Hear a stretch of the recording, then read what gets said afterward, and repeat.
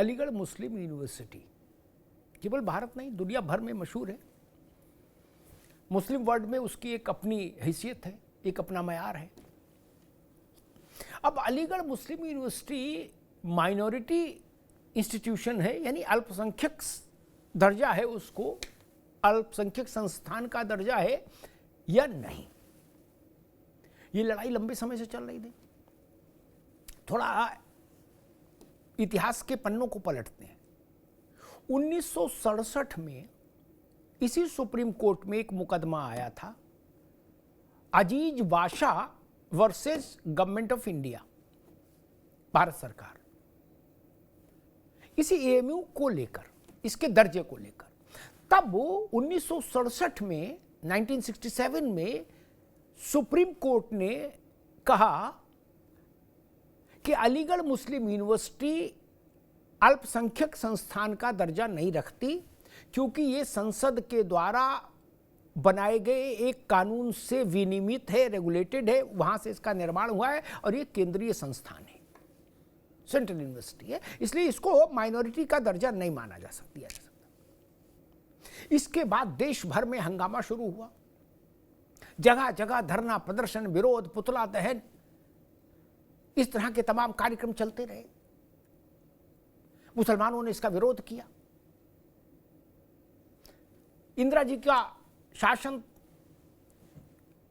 1981 में जब था तो इंदिरा जी ने फैसला किया कि नहीं, हम सुप्रीम कोर्ट के इस निर्णय को पलटेंगे और एएमयू को माइनॉरिटी स्टेटस बहाल करेंगे।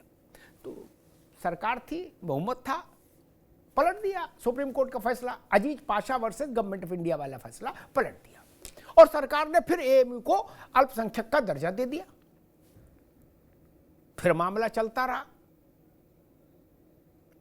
कि भाई जो फैसला आया था सुप्रीम कोर्ट का उसके खिलाफ सरकार ने पलटा, तो लेकिन वो विवाद दूसरे शहरों के दूसरे संदर्भों के साथ फिर अदालत में आ गया और इलाहाबाद हाई कोर्ट ने इसको होता हुए आ गया सुप्रीम कोर्ट, और जब सुप्रीम कोर्ट में आया तो इस पर सुनवाई चली लंबी। और आज जब मौजूदा भारत के मुख्य न्यायाधीश चंद्रचूड़ साहब का आज रिटायरमेंट का आखिरी दिन था, तब उन्होंने इस पर फैसला सुनाने का वक्त तय किया और आज इस पर फैसला सुप्रीम कोर्ट ने सुना है। अब फैसला क्या है ये समझ लीजिए। उस पर सुबह से बड़ा विवाद चल रहा है, मुंडे मुंडे मतर भिन्ना, जितने विद्वान उतनी बातें। जो मैं समझा वो बताता हूं। सुप्रीम कोर्ट ने दो काम किए। एक, Aziz Pasha versus government of India का जो जजमेंट था इसी कोर्ट का 1967 का, उसको उसने रूल्ड आउट कर दिया, ओवर रूल्ड कर दिया, माफ करिएगा, उसको खारिज कर दिया, रद्द कर दिया। और कोर्ट ने कहा कि केवल कोई संस्था सरकार के किसी प्रस्ताव से गवर्न है, इस नाते आप उसके अल्पसंख्यक दर्जे को निरस्त नहीं कर सकते। तो वो जो फैसला था 1967 का, उसको रद्द कर दिया सुप्रीम कोर्ट ने सरल भाषा में। और उसके साथ ही साथ उसका स्वाभाविक अर्थ ये हुआ कि उस फैसले को पलटकर जो केंद्र सरकार ने 1981 में इंदिरा गांधी ने व्यवस्था दी थी, वो भी रद्द हो गई। अब क्या होगा आगे? वो ये होगा कि सुप्रीम कोर्ट ने कहा, 7 जजों की संविधान पीठ ने कहा कि ये तय करने के लिए कि अलीगढ़ मुस्लिम यूनिवर्सिटी माइनॉरिटी इंस्टीट्यूशन है या नहीं, एक 3 जजों की बेंच बनेगी और वो बेंच इन 2 मानकों पर गौर करेगी। वो मानक भी आज संविधान पीठ ने तय कर दिए। मानक क्या? किसी भी संस्थान को माइनॉरिटी माना जाए या नहीं, माइनॉरिटी इंस्टीट्यूशन, इसके लिए मानक तय कर दिए सुप्रीम कोर्ट ने। पहला मानक, इस संस्थान की स्थापना क्या किसी अल्पसंख्यक ने की थी या इसके पीछे ब्रेन किसका था? ये। और इसमें इस बात से भी सुप्रीम कोर्ट ने कहा कोई फर्क नहीं पड़ता कि इसकी स्थापना भारत में संविधान लागू होने से पहले हो चुकी है किसी संस्थान की। एएमयू की स्थापना बहुत पहले हो गई थी। सुप्रीम कोर्ट ने कहा इससे भी फर्क नहीं पड़ता। हां, यह जरूर माना देश की सबसे बड़ी अदालत ने कि सरकारें माइनॉरिटी इंस्टीट्यूशंस को भी रेगुलेट कर सकती हैं वहां तक जहां तक उनका अल्पसंख्यक चरित्र जो है वो उसका उल्लंघन नहीं हो, उसकी मर्यादा रहे तो फिर सरकार रेगुलेट कर सकती है, नियम बना सकती है, कायदे बना सकती है, कानून बना सकती है। यहां पर लाकर आज सुप्रीम कोर्ट ने छोड़ दिया। अब एएमयू अल्पसंख्यक संस्थान होने के मानक पूरे करता है कि नहीं करता है, इसकी पड़ताल अगली खंडपीठ करेगी सुप्रीम कोर्ट की और वही फैसला देगी। इसलिए व्यवहारिक अर्थों में, तकनीकी अर्थों में अभी एएमयू को अपने दर्जे के लिए कानूनी तौर पर प्रतीक्षा करनी होगी 3 जजों की प्रस्तावित बेंच के निर्णय की। वहीं से यह निर्णय आएगा कि माइनॉरिटी स्टेटस है या नहीं। इस पर हमारे साथियों ने एक रिपोर्ट तैयार की, पहले उस रिपोर्ट को देखिए, फिर मेहमानों से परिचय कराएं और फिर बहस में चलते हैं।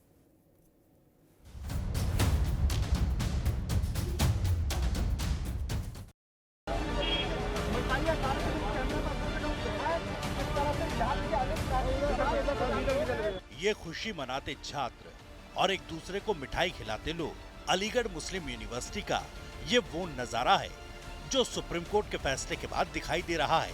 दरअसल शुक्रवार को देश की सबसे बड़ी अदालत ने अलीगढ़ मुस्लिम यूनिवर्सिटी के अल्पसंख्यक दर्जे वाले मामले पर एक बड़ी लकीर खींच दी। कोर्ट ने 1967 का अपना ही फैसला बदल दिया, जिसमें कहा गया था कि एएमयू अल्पसंख्यक शिक्षण संस्थान का दर्जे का दावा नहीं कर सकती। 67 का जो सुप्रीम कोर्ट का डिसीजन था अजीज बादशाह में, जिसमें एएमयू को नॉन माइनॉरिटी इंस्टीट्यूशन करार गया था, वो जजमेंट गलत है और उसे एक्सप्रेसली बाय मेजॉरिटी ऑफ 4 जजेस टुडे वो ओवररूल कर दिया गया है। 7 जजों की संवैधानिक बेंच में 4 जज ने पक्ष तो 3 ने विपक्ष में फैसला सुनाया। इन हालात में सीजेआई ने इस मामले को 3 जजों की एक रेगुलर बेंच को भेज दिया। अब ये बेंच ही एएमयू के अल्पसंख्यक दर्जे और उसकी नई गाइडलाइंस तय करेगी। ये बेंच ही तय करेगी कि एएमयू अल्पसंख्यक दर्जे के लिए तय मापदंड पूरा करती है। The main issue is whether it was established by minority or it has been administered by minority. If it is established by minority, then the matter ends. Obviously, in this process, the court will examine whether it has been administered or not. So now this issue will have to be argued before the regular bench and regular bench will decide this matter. वहीं AMU के वकील और AMU प्रशासन इसे अपने लिए एक बड़ी जीत और राहत मान रहा है, क्योंकि इस नई बेंच इसके इतिहास, स्थापना के लिए परिस्थितियां, निगमन, स्थापना, प्रशासन की जांच करेगी। वहीं कोर्ट के सुप्रीम कोर्ट के फैसले के बाद अब सियासी और मजहबी गलियारों में भी हलचल तेज हो गई है। ऑनरेबल सुप्रीम कोर्ट की 7 मेंबर बेंच ने जो अलीगढ़ मुस्लिम यूनिवर्सिटी के माइनॉरिटी स्टेटस के सिलसिले में जो आज बातें कही हैं, उसको हम लोग वेलकम करते हैं। और जो ये बात कही गई है कि सुप्रीम कोर्ट का जो अपना फ़ैसला था 1967 का, उसको ओवररूल कर दिया है। और जाहिर सी बात है कि इससे उसका माइनॉरिटी कैरेक्टर के ख़िलाफ़ जो फ़ैसला था, वो हम ये समझते हैं कि इस फैसले से वो फैसला ख़त्म हो जाता है। बहरहाल 1967 का सुप्रीम कोर्ट का फैसला हो या 2006 का हाई कोर्ट का फैसला, एएमयू के अल्पसंख्यक दर्जे का मामला अब इन सबसे परे सुप्रीम कोर्ट की संवैधानिक बेंच से होता हुआ 3 जजों की नई बेंच के हाथों में आ चुका है। सुप्रीम फैसले के बाद सवाल यही, अभी तो दर्जा है बरकरार, क्या अभी बाकी है रार? सवाल ये भी कि क्या अब नए फॉर्मूले से ही होगा फाइनल फैसला? आज के सुप्रीम फैसले के मायने क्या? इस फैसले के मायने क्या? क्योंकि अभी एएमयू को देश की सबसे बड़ी अदालत की 3 सदस्यों वाली बेंच के सामने अपने तर्क रखने होंगे और जो कसौटियां सुप्रीम कोर्ट ने तय की हैं आज उसकी 7 जजेस की संविधान पीठ ने, उन कसौटियों पर एएमयू खरा उतरता है कि नहीं, इसका परीक्षण होगा और उसके बाद फिर डिक्लेरेशन होगा कि एएमयू का स्टेटस माइनॉरिटी का है या नहीं। मेहमानों से आपका परिचय करा दें। रत्नाकर सिंह हैं, भारतीय जनता पार्टी के प्रतिनिधि। रत्नाकर जी का स्वागत है। मोहम्मद आजम खान हैं, समाजवादी पार्टी के प्रवक्ता। आजम खान साहब का स्वागत है। नाजिम इलाही हैं, एएमयू के पूर्व छात्र हैं। और ए.के. मिश्रा जी हैं, राजनीतिक विश्लेषक। नाजिम इलाही, मैं आपसे बात शुरू करूंगा, फिर मिश्रा जी के पास जाऊंगा, फिर राजनीतिक लोगों के पास। आज के इस फैसले को आप कैसे देख रहे हैं? बहुत बहुत धन्यवाद अमिताभ भाई। आज का जो सुप्रीम कोर्ट का फैसला है ये वाकई काबिल खैर मकदम है और ये बहुत पुरानी जो एक चली आ रही एक स्पीड ब्रेकर कह सकते हैं, एक तरीके से जो हैसल थी एएमयू के माइनॉरिटी कैरेक्टर के राह में जो हैसल थी, आज एक तरीके से सुप्रीम कोर्ट ने उसको हटा दिया। क्योंकि जो भी फैसला होता था अब तक, चाहे वो 2006 में इलाहाबाद के हाई कोर्ट के जरिए से जो फैसला हुआ या कभी भी बात एएमयू के माइनॉरिटी कैरेक्टर की आती थी, तो उस वक्त जो दलील दी जाती थी वो अजीज पाशा केस की दलील दी जाती थी। इस वक्त जो सुप्रीम कोर्ट ने ये फैसला किया है वो बहुत ही मुबारकबाद के काबिल है। खैर मकदम करते हैं हम उसका कि उसमें से जो सबसे बड़ा हैसल था, जो सबसे बड़ा स्पीड ब्रेकर था, उस चीज को हटा दिया है कि अजीज पाशा केस को अब नल एंड वाइट कर दिया। तो अब इसके बाद एक मिनट नाजिम, एक मिनट रुकिए। अजीज पाशा पर जब फैसला आया, Aziz Pasha versus government of India पर जब फैसला आया 1967 में, उसके बाद 1981 में इंदिरा गांधी ने एएमयू को दर्जा दे दिया था भाई। जी हाँ, दे दिया था। उसके बाद 2006 में इलाहाबाद हाई कोर्ट ने जो है उस पे ये अजीज पाशा केस को जो है दलील नजीर बनाते हुए उसको जो है दोबारा से एएमयू कैरेक्टर को कटघरे में खड़ा कर दिया था। उसके खिलाफ जो है एएमयू सुप्रीम कोर्ट गई और सुप्रीम कोर्ट ने उस फैसले को सबसे पहले तो जो बुनियादी चीज थी जिसको नजीर बनाया जाता था उसको ही खत्म कर दिया कि ये जो है वैलिड नहीं। ठीक है, अब जो बात आई तो एक तरीके से पहले तो बहस बाद में इसकी होगी कि एएमयू माइनॉरिटी स्टेटस है नहीं है, किसने बनाया, क्या बनाया। सबसे पहली चीज जो सुप्रीम कोर्ट ने क्लियर किया है वो ये है कि दो जो बाउंड्रीज आती थी, नंबर 1 के सरकारी खर्चे से चल रही यूनिवर्सिटी, मतलब एक्ट के जरिए से जो यूनिवर्सिटी रन हो रही थी वो माइनॉरिटी स्टेटस नहीं रख सकती है, तो उसको खत्म कर दिया गया है कि इसकी बाउंड्री नहीं। तो एक तरीके से एक बाउंड्री क्रिएट कर दी है और 3 जजेस की जो बेंच है जिसने ये कहा है कि आगे ये एस्टेब्लिश करना है कि इसे माइनॉरिटीज ने बनाया है या नहीं बनाया है, वो उसी बाउंड्री में रहते हुए जो है उस फैसले को लेंगे। ठीक है, सबसे पहली चीज जो हुई वो बाउंड्री क्रिएट हो गई है। ठीक है, बाउंड्री मत कहिए, कसौटियां तय कर दी हैं सुप्रीम कोर्ट ने। बाउंड्री नहीं, बाउंड्री गलत शब्द है ना। उसने कसौटियां कर दी हैं और कहा इन कसौटियों पर एएमयू को कसिए। अगर इधर ईंट ऊंट इस करवट बैठे तो ये बता दीजिएगा, उस करवट बैठे तो वो घोषित कर दीजिएगा। एक दो चीजें होती है, मिश्रा जी आपके पास आ रहा हूं, दो चीजें होती हैं। मैं कानून का भी बहुत बड़ा विद्वान तो नहीं, लेकिन सामान्य समझ जितनी रखता है उसके आधार पर कह रहा हूं। दो चीजें हैं, एक सर के गवर्नमेंट रेगुलेट कर रही है चीजों को, ठीक है ना। बहुत सारी संस्थाओं को रेगुलेट करती है जहां पैसा नहीं भी देती है क्या।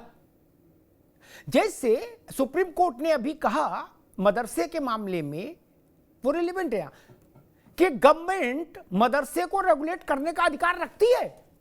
आर्टिकल 30 उसमें बाधा नहीं बन सकता। और डिग्रियां उन्होंने रद्द कर दी मदरसे की, सुप्रीम कोर्ट ने। पैसा नहीं सबको दे रही सरकार, लेकिन रेगुलेट करने की पावर उसके पास है। यानी रेगुलेट करना और पैसा देना दो अलग चीजें हैं। लेकिन जो solely funded by government of India है वो संस्था, वो संसद के आरक्षण वाले फैसले से बाहर कैसे रह सकती है, चाहे अलीगढ़ यूनिवर्सिटी हो चाहे जामिया हो। एक प्रश्न उठ रहा है। और जब 3 जजों की बेंच इस मामले पर बड़े परिदृश्य में विचार करेगी तो मुझे लग रहा है ये बात जरूर उठेगी कि भारत के ट्रेजरी से जो पैसा जा रहा हो, चाहे जामिया हो चाहे अलीगढ़ हो, क्योंकि जामिया का फैसला भी अलीगढ़ से ही हो जाएगा कि आरक्षण क्या रहेगा। वहां दलितों, पिछड़ों और अल्प आदिवासियों के लिए आरक्षण लागू क्यों नहीं हो? मिश्रा जी। देखिए अमिताभ जी, मैं जो बातें बोलूंगा उसका किसी से कोरिलेशन नहीं है, नाम, व्यक्ति, जगह या इंस्टीट्यूशन से। मैं भी कानून का विद्वान नहीं हूँ, तो समझने के लिए मैं आज आपका चश्मा लगाऊंगा ननकू और रज्जाक। देखिए अभी तक सवाल ये होता था ना, भारत में 400-500 साल से ननकू को ही आदेश मिलता था या उससे सवाल पूछा जाता था, तुम ननकू हो सिद्ध करो, राम थे सिद्ध करो, ये मंदिर है सिद्ध करो। अब की बार सुप्रीम कोर्ट ने नाक ऐसे न पकड़ के पीछे से पकड़ ली, ठेठ भाषा में समझिए। अब ये पूछ दिया रज्जाक से कि भाई तुम कागज दिखाओ, और पैमाना ये रख दिया, पैरामीटर ये रख दिया कि जन्नती कागज नहीं दिखाना है, आसमानी कागज नहीं दिखाना है, कानून के और संविधान के हिसाब से प्रैक्टिकल वे में कागज दिखाओ, ये माइनॉरिटी वाला है कि नहीं है। जो लोग मिठाइयां बांट रहे हैं एएमयू में वो बड़े नासमझ हैं, ला इल्म है। सुप्रीम कोर्ट का मतलब यह है कि भाई एक नया बेंच बैठा है, वहां तमाम तरीके के सवाल होंगे। हो सकता है कल को यह भी तथ्य निकल आए, अशराफ वर्ग ने झूठ फैलाया हो कि सर सैयद अहमद खान ने स्थापना की, पता चला इसके संस्थापक ही कोई। एक मिनट, फिर आप पूरी बात करें। सुप्रीम कोर्ट में आज ये बात भी आई, सीजीआई ने इस बात का भी उल्लेख किया कि जब वो कह रहे थे कि क्या चीजें देखी जानी चाहिए, तो उन्होंने ये भी कहा कि जमीन किसकी थी, किसने दी, ये भी देखा जाना चाहिए। जी बस सुनिए, अभी एक केस आया था, मैं यही चीज बोल रहा था। एक चौधरी जी हैं अलीगढ़ के या क्या है मुझे पता नहीं, लेकिन मैंने अखबार में और टीवी में देखा था। उन्होंने बोला भाई हमारे परदादा ने जमीन दी थी और हमें जमीन वापस करिए। शायद उन्होंने कोर्ट केस भी किया था, और किस बेसिस पे कि वहां पे एंटी नेशन गतिविधि होती है। भाई यूनिवर्सिटी में भारत तेरे टुकड़े होंगे या एंटी नेशन गतिविधि, ये उन चीजों को, उन मोटिव को फुलफिल नहीं करता तो हमारी जमीन वापस करिए। एक चीज और है, नई बेंच जो बनी है, शायद वो एक पैरामीटर और बोल दे कि भैया यूनिवर्सिटी का दर्जा तो मिल गया माइनॉरिटी का, लेकिन वहां पढ़ाई ना हो कि टेररिस्ट वाले विचार या टेररिस्टों को आप ट्रेनिंग देंगे, तो वो यूनिवर्सिटी नहीं है। ये भी वो रिजर्व कर सकती है इस तरह के विचार, आइडिया या जजमेंट को। तो बहुत खुश होने की जरूरत नहीं है, अब की बार रज्जाक को सिद्ध करना है। बहुत बहुत बधाई पूरे देश की जनता को कि जरा पैमाने पे आकर के देखें तो धार कितनी है। अभी तो हम ही सिद्ध कर रहे थे राम मंदिर है, राम पुल है, राम है कि नहीं है। अब जरा रज्जाक अरे ननकू का तो निपट गया, अब रज्जाक सिद्ध कर। ठीक है जब राजा महेंद्र प्रताप, अगर मैं सही याद कर रहा हूं, एक धारणा यह है कि उनकी दी हुई जमीन पर ये स्कूल शुरू हुआ था 7 बच्चों से, और अलीगढ़ यूनिवर्सिटी में जब ये अंग्रेजों ने इसको यूनिवर्सिटी में तब्दील किया तो अंग्रेजी एक्ट लागू हुआ इस पर। तो आज सीजीआई ने इस बात को भी उठाया है आजम खान साहब कि जमीन किसकी है, दिमाग किसका है, पैसा किसका है, ये सवाल उठे हैं। ठीक, और ये सब सवाल वहां जाएंगे कि कागज लेके जाओ, क्या कि खसरा खतौनी किसके नाम थी, किसकी जमीन बना। ठीक, और इसके अलावा जैसे आज मैं सुन रहा था वकीलों को दोनों पक्षों के, तो उनसे जब आरक्षण पर सवाल हुआ तो उनका आज आरक्षण पर बात नहीं हुई, लेकिन दोनों पक्षों के वकीलों को इस बात का इल्म है कि जब 3 जजों के सामने ये नियमित सुनवाई होगी तो आरक्षण का मसला भी उठेगा, क्योंकि एक बेसिक यूनिवर्सल रूल है, सरकार के पैसे से चलने वाली कोई भी संस्था संसद के आरक्षण के सिद्धांत का उल्लंघन कैसे कर सकती है? नहीं ना। क्या आपने सुना कोई सरकारी संस्थान जिसको सरकार फंड करती हो वहां आरक्षण ना मिले? नहीं ना। सिर्फ एएमयू और जामिया 2 ही हैं। और जो पार्टियां पिछड़े और दलितों की लड़ाई का दावा करती हैं, जो कहती हैं हमने पीडीए बना लिया, और पीडीए का ही बिल्कुल गंगा जल हाथ में लिए है, कसम खा ली पीडीए के लिए लड़ेंगे, वो भी ये बात नहीं कहती कि भाई एएमयू वालों, जामिया वालों, ये क्या बवाल है, दलित को पिछड़े को आरक्षण क्यों नहीं दोगे?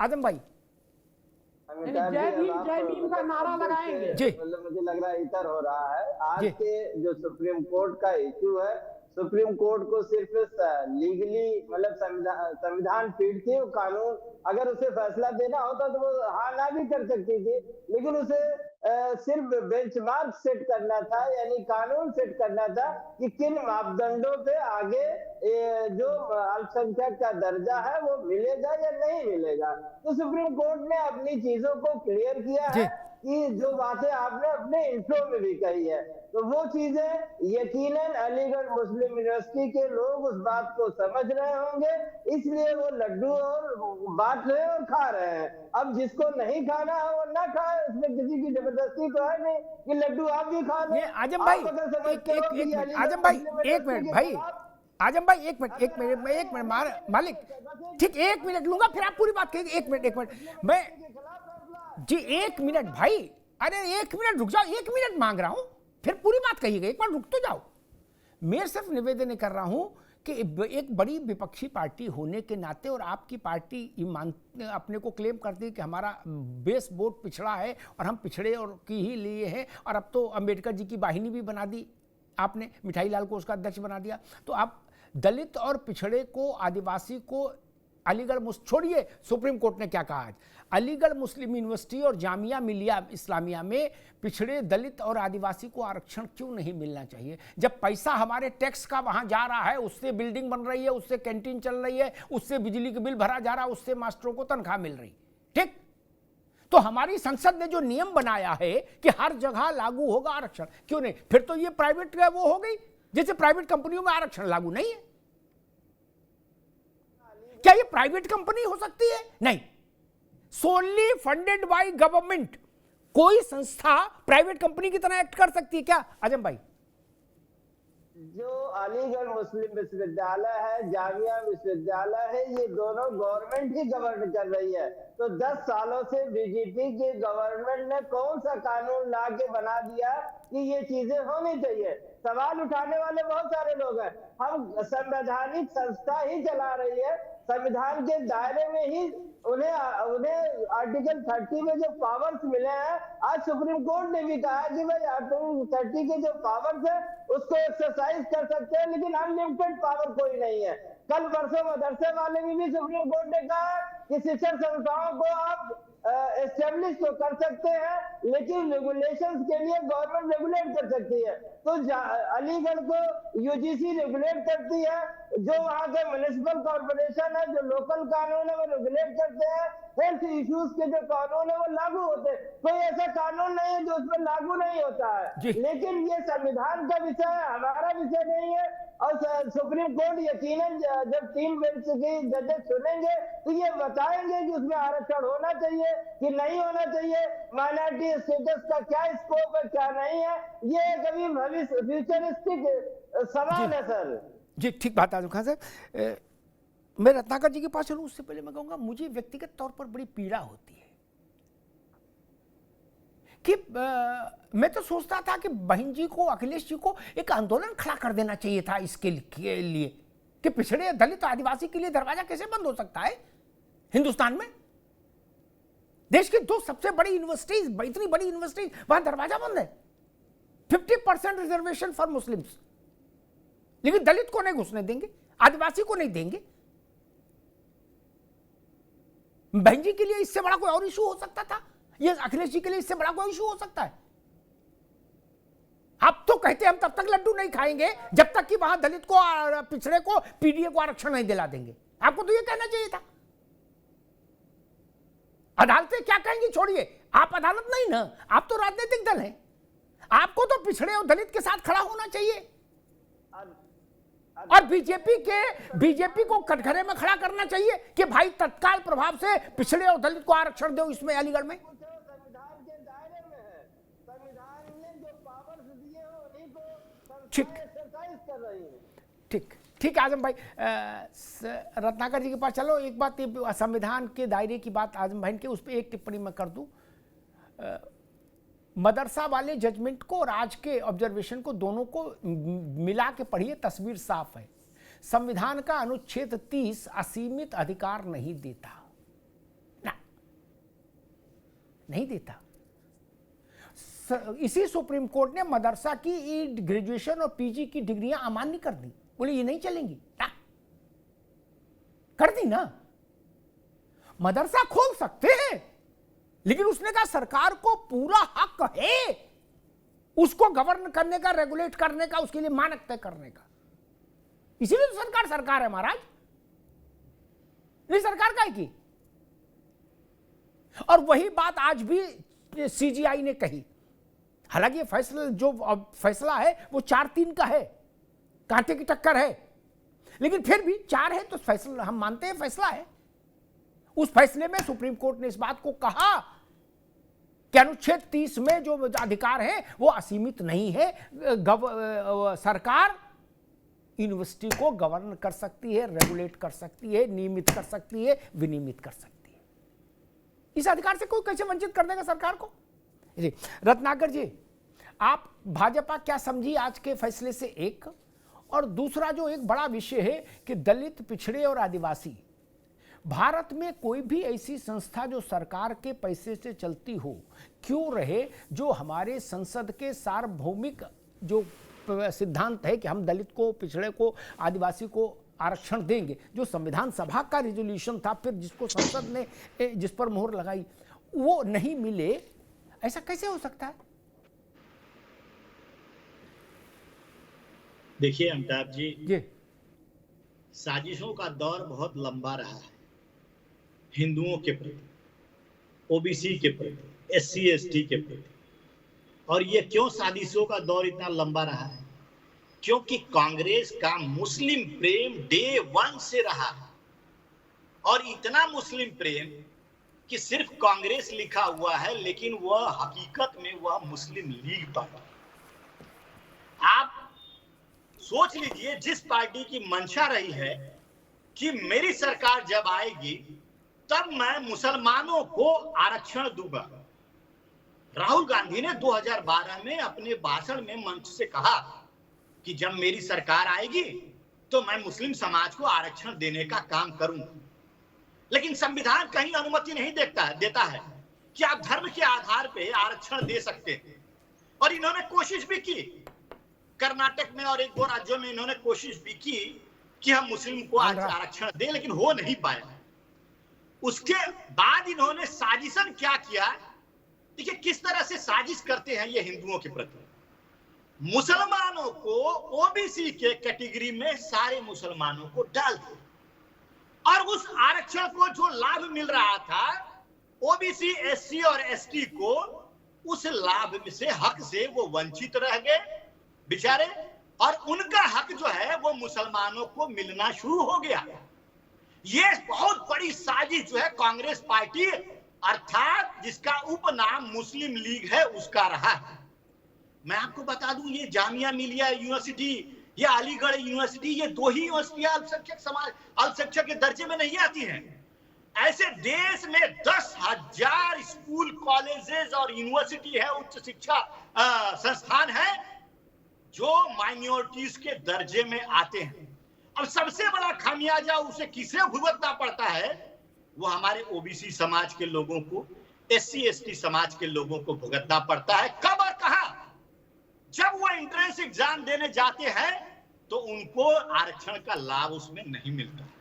जब वो नौकरी के लिए अप्लाई करने जाएंगे उसमें उनको आरक्षण का लाभ उसमें नहीं मिलेगा। ये साजिशन किया गया है, हमारे हिंदू समाज, गरीब ओबीसी एससी समाज को दरकिनार करने की एक साजिश जो है रची गई है। और ये पहली बार कोई साजिश इस तरह से नहीं रची गई है। ये कांग्रेस पार्टी ने जग जाहिर है कि मंडल कमीशन की रिपोर्ट को 10 साल तक इंदिरा गांधी और राजीव गांधी ने दबा के रखा, लागू नहीं होने दिया। राजीव गांधी सदन में रिजर्वेशन के खिलाफ थे, ये सब जानते हैं। तो ये कांग्रेस पार्टी हमेशा से जो है, इनकी मानसिकता रही है कि वह ओबीसी एससी एसटी समाज को उनका हक न दे और मुस्लिमों को हर चीज में उनकी प्राथमिकता दे। अब ये बताइए, आपकी मानसिकता ऐसी जब रहेगी तो आप कैसे समाज में न्याय कर सकते हैं? लेकिन कहीं ना कहीं जो सुप्रीम कोर्ट ने पूर्ववत में निर्णय लिए हैं और आज जो बेंच बनाया गया है 3 जजों का, उसमें हमें पूरा उम्मीद और भरोसा है कि जो जो तथ्य वो पूछे जाएंगे, उन तथ्यों के आधार पे ये साबित होगा कि अल्पसंख्यक जो माइनॉरिटीज का दर्जा जो दिया गया है, जिसमें कि हक मारने का काम किया गया है ओबीसी एससी समाज को, वो गलत है। आने वाले दिनों में ये देख लीजिएगा ऐसा होगा। ठीक बात। नाजिम इलाही, एक बड़ा सवाल फिर खड़ा होता है। मैंने ये सवाल एक बार वो जो उपराष्ट्रपति थे अपने गाजीपुर वाले हामिद अंसारी, जब वो माइनॉरिटी कमीशन के चेयरमैन थे तो मैंने उनसे सवाल पूछा था, तो मेरा हाथ दबा के बोले अरे भैया छोड़ो, हमको छोड़ो। क्या मैंने पता, बोले ना अरे रहने दो भाई। मैंने उनसे पूछा था, बड़ा सामान्य सा सवाल, एएमयू से मसला नहीं, लेकिन वो सवाल बड़ा है। मैंने कहा था इस देश में एक बार तय हो जाए कि अल्पसंख्यक की परिभाषा क्या है। क्या मैंने उनसे कहा कि पंजाब में सिख अल्पसंख्यक, श्रीनगर में मुसलमान अल्पसंख्यक, केरला में ईसाई अल्पसंख्यक। मैंने गजब कर रहे हो भैया, हैं गजब कर रहे हो। रामपुर में मुसलमान अल्पसंख्यक, अरे गजब कर रहे हो भैया। संभल में मुसलमान अल्पसंख्यक, अलीगढ़ में मुसलमान अल्पसंख्यक। मैंने कहा इसको स्टेट वाइज और क्यों मतों का डिस्ट्रिक्ट वाइज कर देना चाहिए। नहीं, झंझट मिटे कटे सब पीरा, सब विवाद समाप्त। या यूएन में जैसी व्यवस्था ने एक अल्पसंख्यक की, मुझे कोई बता रहा था कि परिभाषा दी, उसमें उसने कहा कि 5% आबादी उससे या उससे नीचे हो हिस्सा तो मानिए अल्पसंख्यक है, और नॉन डोमिनेटिंग वो हो। क्या आपको लगता है कि अब वो समय आ गया कि भारत सरकार को, भारत की संसद को ये तय करना चाहिए कि अल्पसंख्यक कौन है और क्षेत्रवार अल्पसंख्यक तय होने चाहिए? लद्दाख और उत्तर प्रदेश एक कैसे हो सकता है? नहीं, लद्दाख का मिजाज अलग है, उत्तर प्रदेश का अलग है।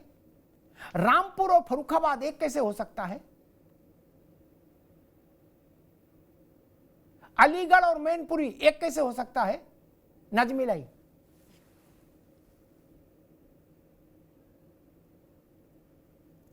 भाई अनम्यूट करिए जी।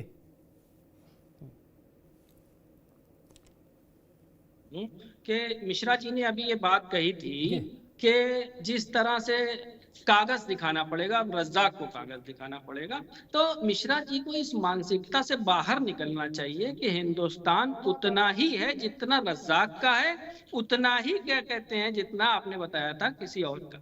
ठीक है, तो ये बात तो क्लियर कर लीजिए कि हिंदुस्तान दिखती नहीं है जमीन। ठीक है मिश्रा जी, अभी रुको, पहले नाजिम की बात आ जाए। किसकी नहीं थी हम बता दे, आपको हम बता दें। सबसे पहले तो आप ये मानसिकता चेंज करिए कि मुसलमान यहाँ पे किसी के वीजे या पासपोर्ट पे नहीं रह रहा है। ठीक है, ये मुल्क हमारा है और हम इसमें एक नंबर की शहरी की हैसियत से रह रहे हैं। सबसे पहली बात तो ये, तो ये कागज वागज की बातें तो आप क्या कहते हैं राजनीतिक प्लेटफॉर्मों पे करिएगा। इस पे यहाँ पे एक सीरियस डिस्कशन हो रहा है, इसमें जो है कागज वागज की बात ना करें। ठीक है, मुल्क उतना ही है हिंदुओं का भी जितना मुसलमानों का है, उतना सिखों का है, उतना ईसाइयों का। ठीक है, अब रही बात इदारे की, तो इदारे की एक हिस्ट्री है, अलीगढ़ मुस्लिम यूनिवर्सिटी की एक हिस्ट्री है। उस हिस्ट्री से बाहर नहीं जाना चाहिए, उस हिस्ट्री को हमेशा नजर में रखना चाहिए कि 1975 में एक मदरसतुल उलूम मुसलमाने हिंद इस नाम से बना था, उसमें मुसलमानाने हिंद जुड़ा हुआ था। ठीक है, इसका मतलब यह था कि ये established by the Muslims for the upliftment of the educational and cultural advancement of the Muslims. मुसलमानों के कल्चरल और एजुकेशनल एडवांसमेंट के लिए इस इदारे को बनाया गया है, जो बाद में 1877 में MAO मोहम्मदन एग्लो ओरिएंटल कॉलेज के नाम से कॉलेज बना और वो कलकत्ता यूनिवर्सिटी और इलाहाबाद यूनिवर्सिटी से एफिलिएटेड रहा। अब बात आती है 1920 में इसे यूनिवर्सिटी बनाने के लिए एक अमाउंट, यानी उस वक्त के 1920 का एक बड़ा अमाउंट, यानी 20 लाख रुपए, जो आज न जाने कितने 100 करोड़ के बराबर होगा, वो एक सिक्योरिटी के मनी के तौर पे चंदा करके वो जमा किया गया एक यूनिवर्सिटी के दर्जा लेने के लिए। और उसके बाद जो है 1920 एक्ट के थ्रू जो है वो चलती है। अब बात आती है कि रिजर्वेशन, SC ST का रिजर्वेशन होना चाहिए नहीं होना चाहिए, तो ये आर्टिकल 30 में ये है कि जो इदारे अपलिफ्टमेंट के लिए, उनके एजुकेशन के लिए बनाए जाते हैं, उसमें किसी तरीके का कोई रिजर्वेशन नहीं होता। खास करके अलीगढ़ मुस्लिम यूनिवर्सिटी में किसी का रिजर्वेशन नहीं है। भाई यहाँ पे जब किसी का रिजर्वेशन नहीं है, सिवाय इसमें सिवाय जो है इंटरनल और एक्सटर्नल के बिहाफ पे जो रिजर्वेशन होता है, और एक कैटेगरी होती है एलुमनाई की कैटेगरी होती है, ये लेकिन रिलीजियस बेस पे, कास्ट की बेस पे यहाँ पे किसी तरीके का कोई रिजर्वेशन नहीं है। और ये हमें ठीक है नाजिम भाई, एक मिनट, मैंने दूसरा सवाल पूछा था, आप उस पर एक छोटी सी टिप्पणी करें, फिर मैं आगे चलूं। मैंने पूछा था कि देश में माइनॉरिटी की परिभाषा संसद को तय कर देनी चाहिए, ताकि भविष्य में कोई झंझट झगड़ा रहे ही नहीं।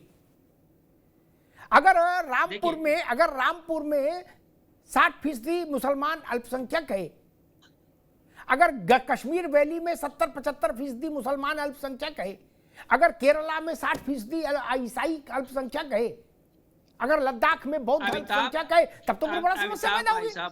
जी अमिताभ भाई साहब, आपकी बात ये कि क्षेत्रीय आधार पर माइनॉरिटीज को मतलब वो जो कर देना चाहिए, माइनॉरिटी डिसाइड करनी चाहिए, ये तो यहीं पे कंट्रडिक्ट हो जाती है कि एक तरफ हमारी सरकार जो है एक देश एक विधान की बात कर रही है, एक संविधान की बात कर रही है, और एक ही तरीके, और दूसरी तरफ आप कर रहे हैं क्षेत्रीय आधार पर वो हो जाना चाहिए। ऐसा कैसे मुमकिन है? क्षेत्रीय आधार पर ठीक आगे बात आपकी ऐसा ठीक आ गई नाजिम, रुक जाऊंगा। ऐसा बिल्कुल मुमकिन है, आप उस विषय को समझ नहीं पाए। हमने जब जातियों को आरक्षण दिया पिछड़ों में, ठीक है ना, तो हमने उसकी अलग अलग सूचियां रखी। सेंट्रल लिस्ट अलग है, राज्य की लिस्ट अलग है। ऐसा कैसे नहीं हो सकता भाई? किस डॉक्टर ने कहा ऐसा नहीं हो सकता? किस डॉक्टर ने कहा? बिल्कुल हो सकता है, संसद इंपावर्ड है, इसमें तकलीफ क्या है? कोई तकलीफ नहीं है भाई। पंजाब में सिख अल्पसंख्यक है और हिंदू बहुसंख्यक है। A.K. मिश्रा, मैं इसी सवाल पर मैंने कहा था, मैंने हामिद अंसारी से पूछा था जब वो चेयरमैन थे माइनॉरिटी कमीशन के, तो वो हमारा हाथ दबा के उठ के अरे बोले भाई हमको बख्शो अग्निहोत्री साहब। क्या मैंने तो और सुझाव दिया था, मैंने कहा था इसको डिस्ट्रिक्ट लेवल पर कर दो, कहीं झंझट ही नहीं रहेगा। न्याय अमिताभ जी, न्याय वही है जो आपका सवाल है जी। सवाल ये है कि अभी हमारे मित्र जो AMU के भूतपूर्व छात्र हैं बोल रहे थे जी, एक देश एक विधान। अरे भाई यही लागू कर दो, एक देश एक विधान। फिर जम्मू कश्मीर को विशेष दर्जा क्यों, अलीगढ़ को विशेष दर्जा क्यों, जामिया को क्यों विशेष दर्जा, मुसलमानों को क्यों बहुत सारे मामलों में अल्पसंख्यक, चलो यही लागू कर दो, एक देश एक विधान। कोई सेपरेशन नहीं होगा, कोई मुस्लिम यूनिवर्सिटी नहीं होगी, कोई माइनॉरिटी नहीं होगी, मुस्लिमों के लिए भी सारे नियम कानून, उनका पर्सनल लॉ भी एकदम। जब एक देश एक UCC लागू कर दो, CA लागू कर दो, एक देश एक विधान का, उस पे भी इनको ऑब्जेक्शन है। तो सर आपकी बात एकदम सही है, ये किसी भी बात पर टिकने वाले नहीं है। ये जो अशराफ लोग, एक चीज आपने बड़ी बढ़िया बोली, जय भीम जय मीम, यानी कि भाई दलितों को क्यों नहीं रिजर्वेशन? बिल्कुल, दलितों को रिजर्वेशन भी मिले और इन लोगों को क्रीमी लेयर भी, यानी जो मुस्लिम अमीर हो गए हैं उनको माइनॉरिटी का दर्जा न मिले, गांव के स्तर पे ये हो, और जो मुस्लिम अमीर हो गए हैं उनको माइनॉरिटी का दर्जा न मिले। मुसलमानों को टारगेट करने के चक्कर में, मुसलमानों को टारगेट करने के चक्कर में एक देश एक विधान लगा दो, एक देश एक विधान का नियम जो आपने बोला लगा दीजिए, UCC लागू कर दीजिए, CA लागू, एक देश एक धारा 370 इसीलिए हटी ना, एक देश एक विधान। तो आप तो बोल रहे हैं खून की नदियां बह जाएंगी। आपने आदिवासियों को एग्जम्प्टेड कर दिया, जैसे ही किसी कैटेगरी को आपने एग्जम्प्टेड किया, विधान जो आपने बोला उससे बात करिए। 370 इसीलिए हटाया गया था, महबूबा मुफ्ती बोल रही थी खून की नदियां बह जाएंगी, जलजला आ जाएगा, कहीं तो टिकिए। अशराफ महोदय, नहीं, अरे आप बाहर आइए इस मानसिकता से, अपनी सुविधा के अनुसार आप मानसिकता मत बनाइए। धारा 370 इसीलिए हटाया गया कि लाल चौक पे भी तिरंगा फहरे, तो उसमें ऑब्जेक्शन क्यों, विरोध क्यों हो रहा था? CA के खिलाफ विरोध क्यों हो रहा था? जब एक देश एक विधान की बात आप करते हो, क्लियर करने की NRC के खिलाफ क्यों विरोध हो रहा है? की बुनियाद पर आप हिंदुस्तान को नुकसान कर रहे हैं। आप ये रूप बदलने वाला देखिए, आपके रूप को हम पहचानते हैं, पहचान गए हैं, ये आदत छोड़ दीजिए। आपकी ये नहीं, मानसिकता जो है आदतें वो छोड़ पूरे दीजिए। देश को नुकसान पहुंचा रही ये है। जो लड्डू आप खा रहे हैं ना, इसमें जुलाब मिला है। अभी सेकंड हियरिंग जब शुरू होगी ना, आप इससे बेफिक्र तो रहिए, जुलाब आप लगना इससे शुरू हो बेफिक्र जाएगा। रहिए कि हमारे लड्डू में क्या मिला है क्या नहीं मिला नहीं, है। इसमें आपको जुलाब परेशानी मिला नहीं हुआ होनी है, चाहिए। हमें पता, आप समझ इसमें नहीं क्या पा रहे हैं परेशानी हो भाई। रही? आपको क्यों भाई परेशानी होने हो के रही है नाते कि हम लड्डू आपको में क्या सलाह है दे क्या रहे नहीं है? हैं। नेक्स्ट नहीं नहीं हियरिंग मिश्रा जब जी, शुरू होगी तो मिश्रा रोज जी, जुलाब आपको लगेंगे सर। एक मिश्रा देश जी, एक विधान लागू आपको करेंगे, एक देश एक विधान लागू करेंगे, एक नियम नहीं, सबके लिए लागू करेंगे। आप कर ही मुस्लिमों नहीं को माइनॉरिटी सकते, का दर्जा आप खत्म, कर ही नहीं सकते हैं। मुस्लिमों को आपने किया ही माइनॉरिटी का नहीं। दर्जा खत्म, तो आप मांग क्यों कर रहे हैं? तो उस आप कर ही वक्तव्य नहीं का, सकते। उस तर्क का नहीं नहीं सहारा मिश्रा क्यों जी, ले रहे मिश्रा हैं? जी ठीक सबसे है, पहली ठीक बात है, तो मैं नाजिम इलाही को भी रोकूंगा और मिश्रा जी को भी रोकूंगा, दोनों मित्रों को रोकूंगा। मैं आजम भाई के पास चलूंगा। आजम भाई, बड़ा अकादमिक किस्म का प्रश्न है जो भारत के मुस्तकबिल से जुड़ा सवाल है। किसी न किसी दिन हमको इस सवाल को हल करना होगा, ये अनंत काल तक चल नहीं सकता। क्या आप फोड़े के ऊपर रुमाल रख दोगे तो फोड़ा खत्म थोड़ी ना हो जाएगा? फोड़े में तो चीरा लगेगा, मवाद नहीं निकलेगा जब तक पस, तब तक कष्ट रहेगा। क्या वो गैंग्रीन हो सकता है? कूड़े पर पर्दा डालने से कूड़ा तो नहीं हटता। वैसे मैं ये कह रहा हूं कि क्या वो समय आ गया है कि भारत को माइनॉरिटी की परिभाषा तय कर देनी चाहिए नए सिरे से, व्यवहारिक ढंग से, लॉजिकल ढंग, औचित्यपूर्ण ढंग से। जैसा मैंने कहा कि ये बात किसी भी पढ़े लिखे इंसान के गले नहीं उतर सकती, चाहे 1 लीटर पानी पिला दो उसके बाद ये बात डाल के गले में, कि केरला में ईसाई अल्पसंख्यक है, पंजाब में सिख अल्पसंख्यक है, घाटी में मुसलमान अल्पसंख्यक है, रामपुर में मुसलमान अल्पसंख्यक है, संभल और शामली में मुसलमान और कैराना में मुसलमान अल्पसंख्यक है। ये किसी के गले उतरेगा क्या? लद्दाख में बौद्ध अल्पसंख्यक है, किसी के गले उतरेगा? अगर उतरता हो तो उस आदमी को ले आइए, मैं मान लूंगा। अगर नहीं तो ये व्यवस्था बदली क्यों नहीं जाए? कोई पत्थर की लकीर तो है नहीं। हमने तो 125 बार संविधान बदल दिया, 125 बार संविधान में संशोधन कर दिए आजम भाई, इसी देश ने। जी, संविधान सभा के गले उतरा और आज तक 75 सालों में जुडिशरी के गले उतर रहा है, और 11 साल से भाजपा है उसके भी गले में उतर रहा है। इसलिए अल्पसंख्यक का दर्जा है। अगर भाजपा बहुत बड़ी अपनी हिम्मत रखती है, हैसियत रखती है, तो उसे 11 सालों में विधेयक लाना चाहिए था, संसद में कानून लाना चाहिए था, क्यों नहीं लेके आए? संविधान सभा ने ही डिसाइड किया है, और 75 सालों से जुडिशरी भी लगातार अल्पसंख्यकों के मामले में जब भी आए हैं, कभी उसने ऐसा कोई कमेंट नहीं किया कि अल्पसंख्यक का दर्जा जो दिया गया है गलत है। कोई भी नहीं, आजम भाई मेरा ये प्रश्न नहीं, एक मिनट आजम भाई, मेरा ये प्रश्न नहीं, एक मिनट रत्नाकर जी रुकिए, मेरा ये प्रश्न है भाजपा क्या कह रही है, कांग्रेस क्या कह रही है? मेरा सिर्फ प्रश्न ये कि पंजाब में सिख, केरल में क्रिश्चियन, घाटी में मुसलमान अल्पसंख्यक किस एंगल से है, वो एंगल मुझे समझा दो। मुझे मतलब ही नहीं कांग्रेस क्या करी, भाजपा क्या करी। कोई आप देश हो क्या? सपा बसपा कांग्रेस भाजपा देश है क्या? तो हम क्या हैं? हम किसी पार्टी में नहीं, तो हम नहीं है देश। जिस एंगल से संविधान सभा ने माना था, संविधान सभा में लोग, आप ये मानते हैं कि मूर्ख तो बैठे नहीं थे संविधान सभा में, भारत के बहुत ही प्रतिष्ठित और बुद्धिमान लोग थे जिन्होंने ये अल्पसंख्यक का दर्जा दिया। और 75 सालों में कोर्टों में भी, विभिन्न कोर्टों में, हाई कोर्ट, सुप्रीम कोर्ट में तमाम केसेस आए, लेकिन किसी ने नहीं कहा कि अल्पसंख्यक का दर्जा गलत दिया गया। अब आप अगर मानते हैं गलत है तो भाजपा से कहिए वो विधेयक ले आए, संसद में बात होगी, संसद में पास होगा, तो नया नियम बनेगा, नया कानून बनेगा। ठीक है आजम भाई, सारी बात ठीक है, ठीक है आजम भाई, ठीक है, सारी बात ठीक। मैंने जो सवाल पूछा उसका उत्तर नहीं आया। मैंने बड़ी विनम्रता से कहा कि रामपुर में मुसलमान माइनॉरिटी किस एंगल से है वो समझा दो। आप संविधान सभा चले गए। मैंने पूछा पंजाब में सिख अल्पसंख्यक कैसे है, मुझे बता दो। मैंने पूछा केरल में क्रिश्चियन अल्पसंख्यक कैसे है, मुझे बता दो। वो तो बता नहीं पाए, बोले ऐसा है। और अब दोबारा नहीं। और आजम भाई इस बात को ध्यान रखिए, संविधान सभा के बहुत सारे फैसले जो संविधान में शामिल हुए, संविधान सभा जो निर्णय करती थी वो संविधान का एक हिस्सा हो जाता था, थोड़ा बहुत तरमीम के साथ। ठीक, संविधान सभा का लिखा भी कुरान नहीं है क्या? 125 बार बदला है भारत ने संविधान, 125 बार। ठीक है ना? इसलिए इस गलत फहमी को ना प्रचारित करिए। ना कि संविधान सभा वाले क्या कम अकल थे, आप ज्यादा काबिल है, ये भाषा ठीक नहीं। एक रुक जा, अभी नहीं, अंताक्षरी नहीं है मित्र, आपने अपने समय पर अपनी बुद्धि से अच्छे जवाब दिए, अंताक्षरी नहीं। लेकिन 125 बार भारत की संसद ने संविधान में संशोधन किया है।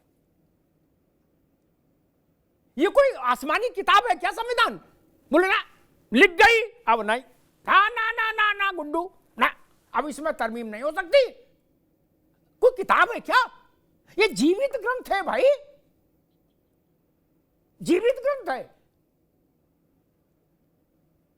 कल को मान लीजिए सरकार ये निर्णय कर ले, कोई सरकार ऐसी है जो निर्णय करे कि हम प्राइवेट सेक्टर में भी आरक्षण देंगे, तो कौन रोक लेगा? माई का लाल, पूरे संविधान सभा ने तो नहीं कहा था इसलिए नहीं दे सकते, कोई रोक लेगा क्या? नहीं ना, पार्लियामेंट को यही तो अधिकार हासिल है मित्र। ये छोटी सी बात क्यों नहीं समझ में आती है आपको? गजब बात है। ये कह देना कि संविधान सभा ने ताला लगा दिया, अरे ताला नहीं लगते भारत में। ये समस्या सूडान की, ईरान की, अरब की हो सकती है कि ताला लग जाए, भारत में ताला क्यों लगेगा किसी बात पर? जीवंत समाज है मित्र, यहां परिस्थितियों के अनुरूप हम देश में फैसले करते हैं और किए, कुछ गलत भी किए, कुछ सही भी किए। आपकी पार्टी के, आपके गठबंधन के जो नेता है इस वक्त कांग्रेस, उसने इमरजेंसी भी ठोक दी थी, वो संविधान सभा से पूछ के आई थी, नहीं ना, उनकी सभा ने कहा लगा दो इमरजेंसी, बोले लगा दें। इसलिए ये विषय नहीं। मैंने एक तार्किक सवाल रखा, रत्नाकर जी आपके पास भी ला रहा हूं क्योंकि आपकी पार्टी सरकार में है। मुझे इससे मतलब नहीं कि भाजपा क्या है और कांग्रेस क्या, क्योंकि मैं मानता हूं कोई पार्टी देश नहीं, क्या, क्योंकि किसी पार्टी के 160 करोड़ सदस्य नहीं, क्या, सबके मिला के भी इसके चौथाई नहीं हो, सबके लिखत पढ़त वाले सदस्य जोड़ ले तब भी, इसलिए देश बड़ी चीज है। मैंने एक तार्किक बात कही, वैज्ञानिक बात कही। अल्पसंख्यक का निर्धारण, कौन सा समाज अल्पसंख्यक है, इसका निर्धारण राष्ट्रीय स्तर पर न्याय संगत नहीं, मेरा मानना है। इसके निर्धारण के लिए जिले को इकाई क्यों नहीं बनाया जाए? फर्रुखाबाद में कौन माइनॉरिटी है ये अलग विषय हो सकता है, हरदोई में कौन है ये अलग हो सकता है, और रामपुर में कौन है वो अलग तीसरा शेड हो सकता है।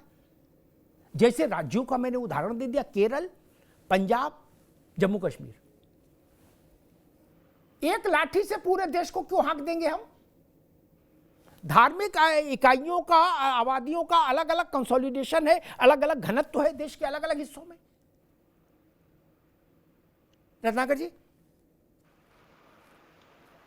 बिल्कुल अमिताभ जी, आपने जो कहा कि जिला को इकाई घोषित कर देना चाहिए, उसके आधार पे जो है अल्पसंख्यकों का एक अच्छा सुझाव है, और इस तरह के सुझाव को ध्यान में रख करके और सबके साथ सामाजिक न्याय हो, इस तरह की प्रक्रिया जो है जरूर करनी चाहिए।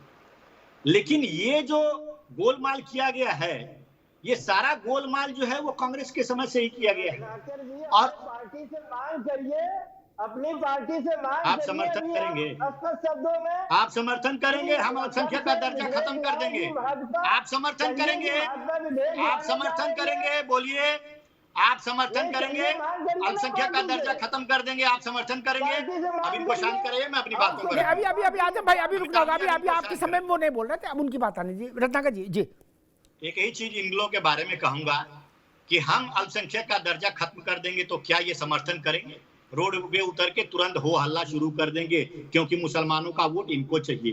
राम मंदिर आज तक नहीं गए क्योंकि मुसलमानों का वोट इनको चाहिए। अब मैं आता हूं पॉइंट पे।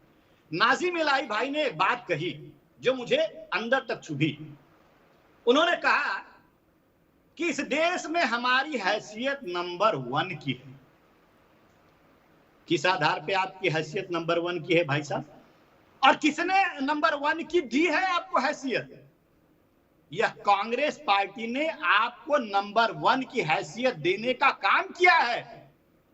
कांग्रेस के प्रधानमंत्री कहते हैं कि इस देश के संसाधनों पे पहला अधिकार तथा कथित जो अल्पसंख्यक, जो शुद्ध रूप से मुसलमान, कांग्रेस के लिए मुसलमानों का है, ऐसा कांग्रेस के प्रधानमंत्री कहे थे।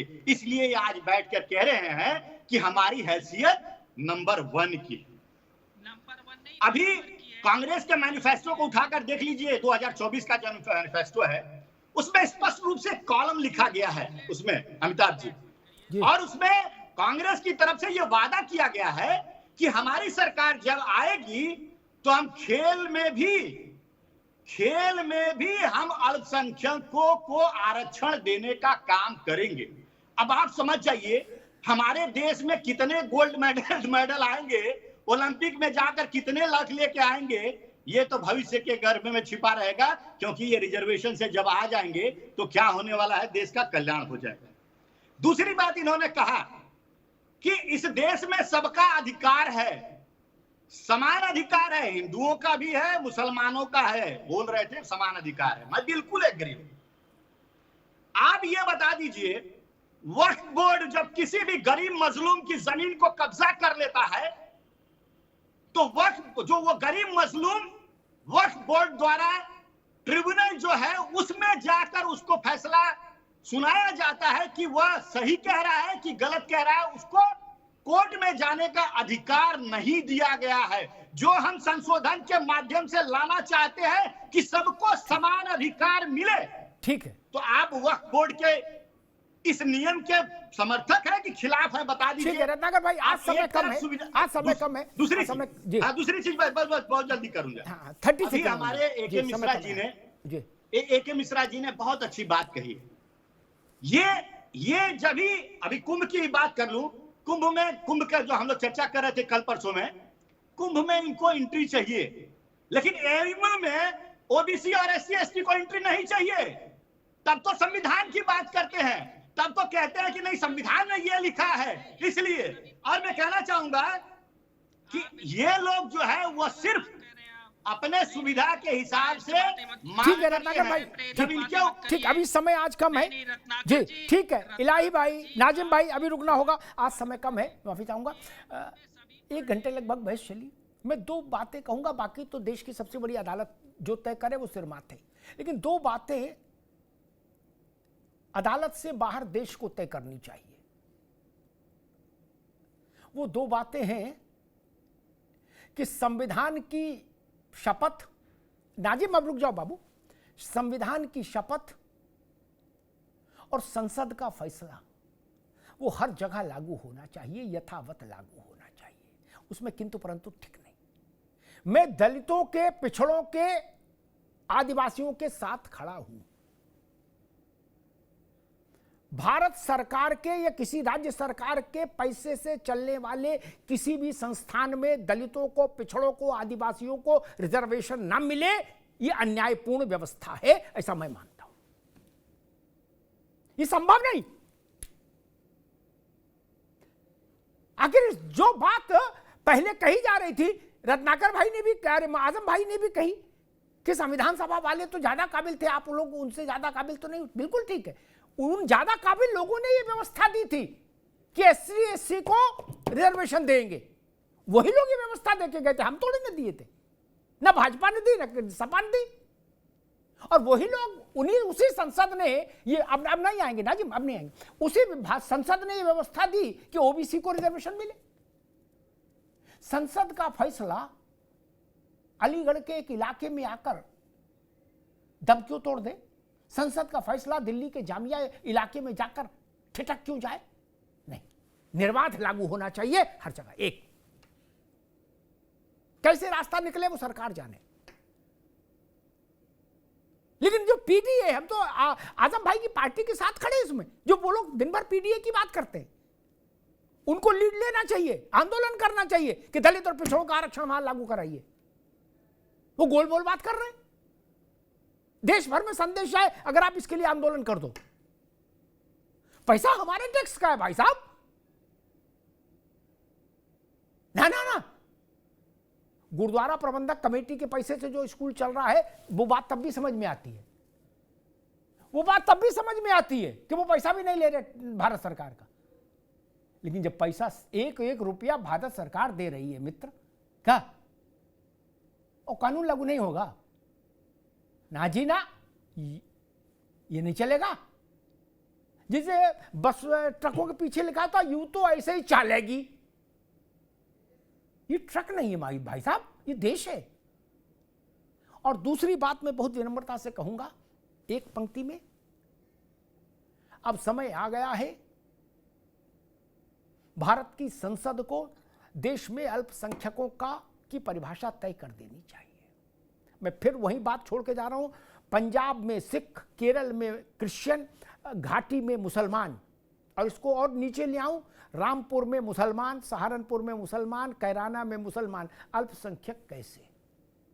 इसका कोई जवाब दे देगा, मैं अपनी बात विड्रॉ कर लूंगा। अन्यथा मैं सरकार से कहूंगा, राजनीतिक दलों से कहूंगा, सामाजिक संगठनों से कहूंगा, देश में इसकी मुहिम चलनी चाहिए कि जिले की इकाई को मान्यता दीजिए अल्पसंख्यक को निर्धारण में। कौन से जिले में किसका घनत्व है वहां से तय कर दीजिए। संचार का जमाना है, सब कुछ एआई पर रहेगा, एक्सेल शीट पर रहेगा, कोई झंझट ही नहीं। कोई झंझट क्या, कोई झंझट की जरूरत है? लेकिन जब आप ये कहते हो कि कैराना में मुसलमान अल्पसंख्यक है, तो फिर बात जमती नहीं है क्या?